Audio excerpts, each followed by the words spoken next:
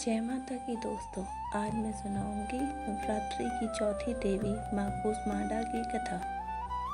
जब सृष्टि का कोई अस्तित्व नहीं था और चारों ओर अंधकार ही अंधकार था, तब देवी ने अपनी मन मुस्कान से ब्रह्मांड की रचना की। इन्हें सृष्टि की आदिगात्री माना जाता है।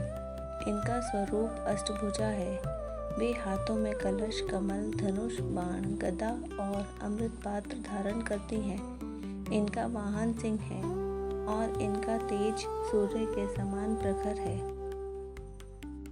माँ कूष्मांडा की पूजा से भक्त को ऊर्जा, आरोग्य, आयु, सिद्ध और समृद्धि की प्राप्ति होती है।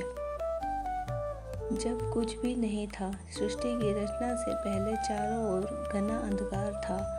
न आकाश था, न धरती, न सूर्य था, न चांद, न काल था, न दिशा।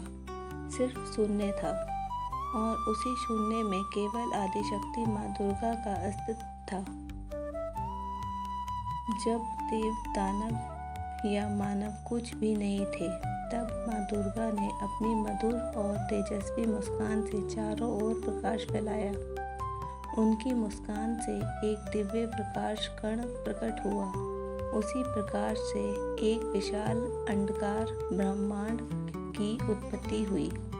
यह ब्रह्मांड धीरे धीरे फैलने लगा और ग्रह, नक्षत्र, आकाश, पृथ्वी, पर्वत, सागर, वनस्पति आदि सबका निर्माण हुआ।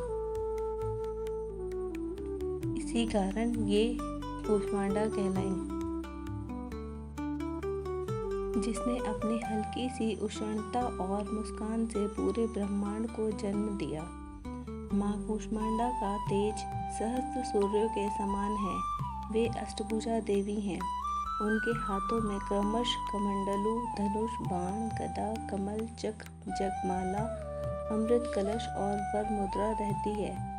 उनके कलश में अमृत और जीवन का सार भरा होता है। वे सिंह पर सवार होती हैं। उनका रूप देखने मात्र से भक्त के सभी दुख दूर हो जाते हैं। सृष्टि की उत्पत्ति के बाद माँ कूष्मांडा ने ही उसमें जीवन और ऊर्जा का संचार किया।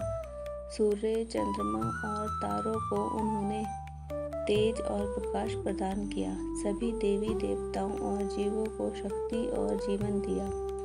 वे अष्ट सिद्धि और नव निधियों की दात्री हैं। ब्रह्मांड का संचालन भी उन्हीं की शक्ति से होता है।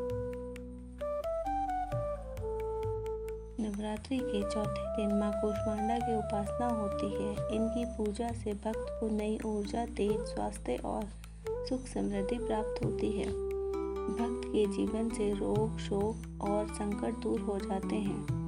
जिनका मन अंधकार और निराश से घिरा होता है, उनके जीवन में माँ प्रकाश और सकारात्मक का संचार करती है।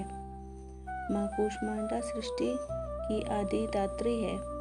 उन्होंने शून्य और अंधकार से ब्रह्मांड की रचना की और आज भी जीव जगत को शक्ति व ऊर्जा प्रदान कर रही हैं। वे सृष्टि की माँ कहलाती हैं और उनके बिना जीवन की कल्पना भी संभव नहीं है। आज के लिए इतना ही दोस्तों। मिलते हैं नई कथा के साथ। तब तक के लिए मेरे चैनल को लाइक, सब्सक्राइब एंड शेयर करें।